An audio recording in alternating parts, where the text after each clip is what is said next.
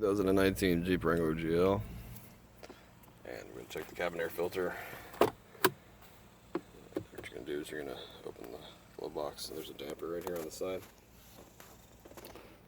And what you're going to need to do is to disconnect it, you're going to end up pulling a torque wheel.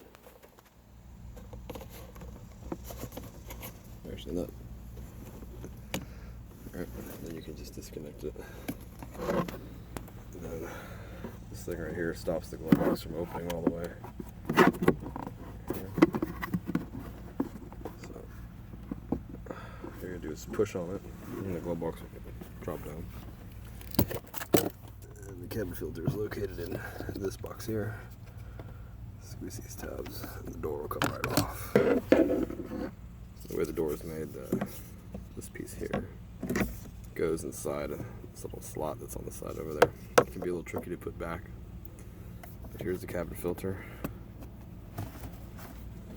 Like again, this car's pretty new, so it doesn't really need one. Probably a couple more oil changes and we'll replace it. If you need one, I'll leave a link down in the description box.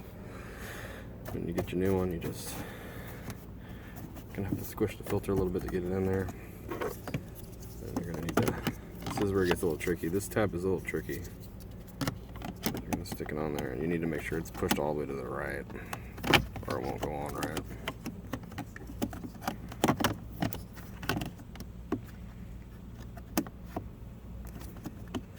It's really hard to do with this hand.